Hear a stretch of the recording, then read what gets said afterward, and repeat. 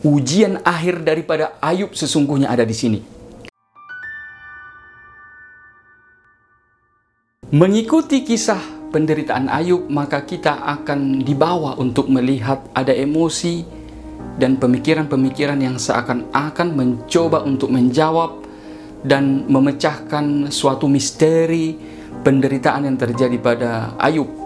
Harta benda miliknya seketika lenyap, anak-anaknya meninggal, ditambah lagi dia harus menanggung penderitaan oleh penyakit yang merongrong tubuhnya.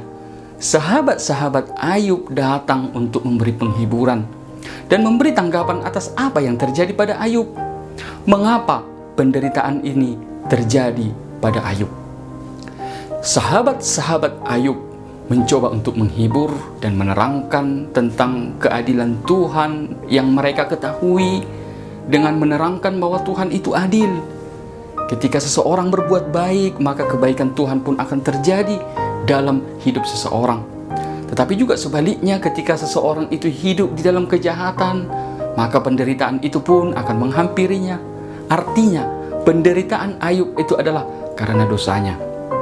Namun, Ayub tidak menemukan sesuatu yang jahat yang dilakukannya sehingga dapat membangkitkan murka Tuhan. Ayub tidak dapat menerima pikiran sahabat-sahabatnya itu dengan menganggap bahwa penderitaannya ini adalah karena dosanya.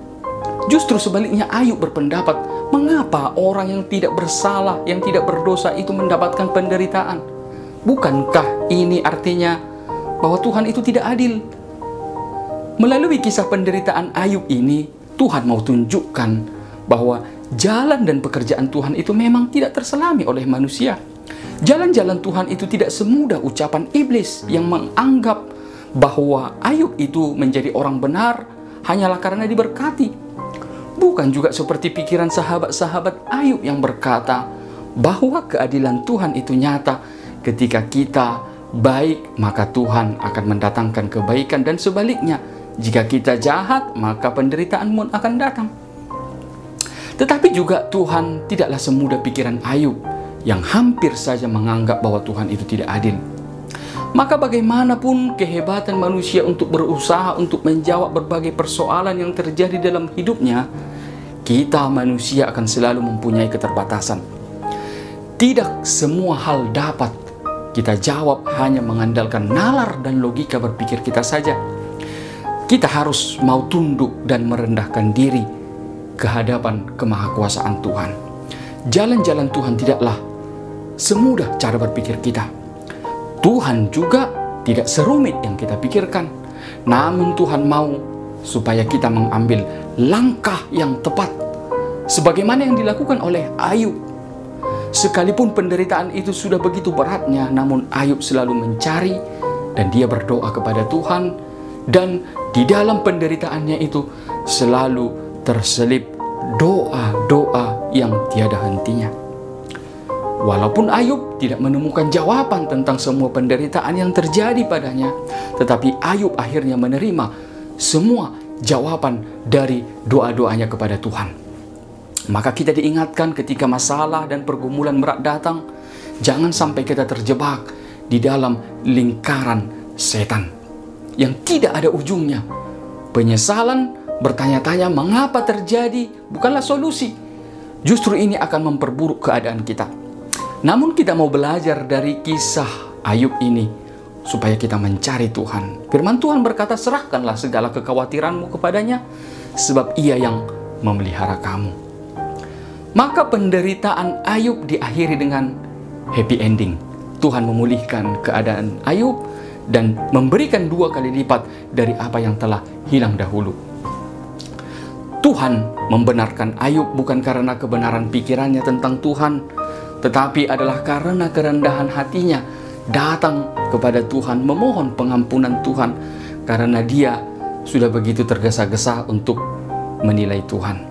Sementara sahabat-sahabat Ayub berada dalam murka Tuhan karena mereka memiliki pikiran yang salah tentang Tuhan dan yang semakin mempersulit keadaan Ayub dengan pemikiran mereka yang salah itu. Maka ada 2 hal yang hendak mau diperlihatkan oleh firman Tuhan melalui kisah hidup Ayub ini. Yang pertama, bahwa Tuhan menyebut Ayub dengan sebutan hambaku. Tuhan menyebut Ayub dengan hambaku, memperlihatkan bagaimana kesetiaan Ayub kepada Tuhan. Sekalipun dia dalam penderitaan, walaupun Ayub tidak tahu apa percakapan Tuhan dengan si iblis tentang dirinya, tetapi Ayub itu dapat memenangkan ujian di dalam penderitaannya.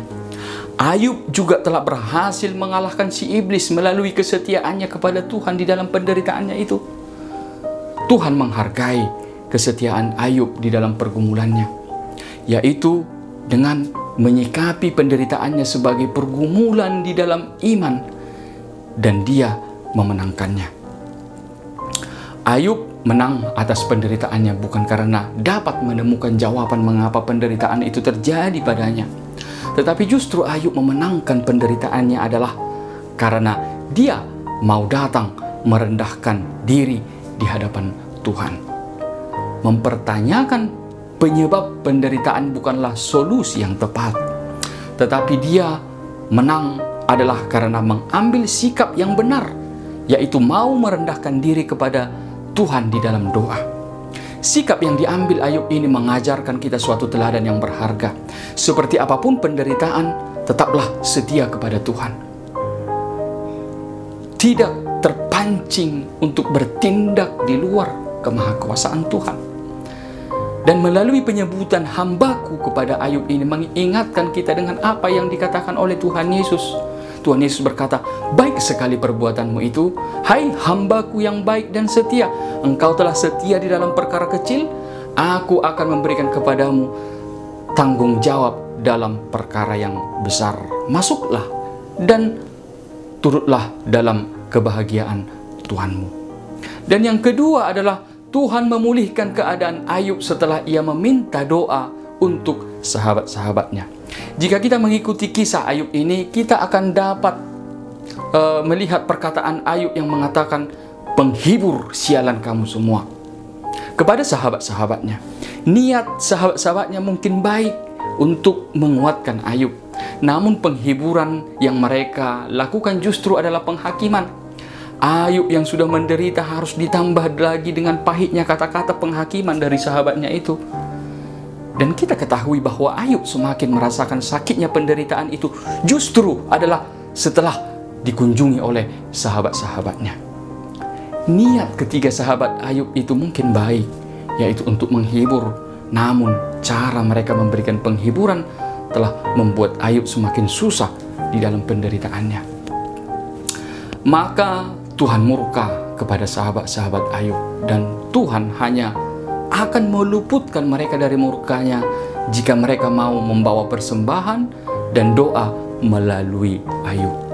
Ujian akhir daripada Ayub sesungguhnya ada di sini. Bagaimana Ayub benar-benar layak disebut sebagai hamba Tuhan yang mampu untuk memaafkan dan berdoa bagi orang lain atau kepada sahabat-sahabatnya.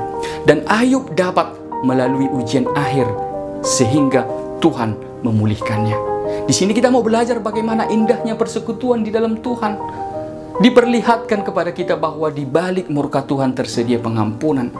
Dan pengampunan Tuhan itu akan kita nikmati ketika kita mau untuk saling mengampuni dan saling mendoakan. Sahabat Ayub mau merendahkan diri mengaku kesalahannya, dan Ayub mau untuk mengampuni dan berdoa bagi sahabat-sahabatnya. Tuhan memulihkan dan bahkan menggandakan apa yang sempat hilang dari Ayub. Iman Ayub menjadi kuat dan teruji. Memulihkan hubungannya dengan sahabatnya, memulihkan relasi dengan kerabatnya, mengembalikan harta dan kebahagiaan dan keluarganya. Kita dapat melihat iman Ayub yang begitu kuat, iman yang tidak akan tergoyahkan sekalipun segala sesuatu hilang darinya. Tetapi Ayub mau tetap memiliki hati sebagai hamba yang selalu mau taat kepada Tuhan. Tuhan Yesus berkata, "Tetapi carilah dahulu kerajaan Allah dan kebenarannya, maka semuanya itu akan ditambahkan kepadamu." Tuhan Yesus memberkati.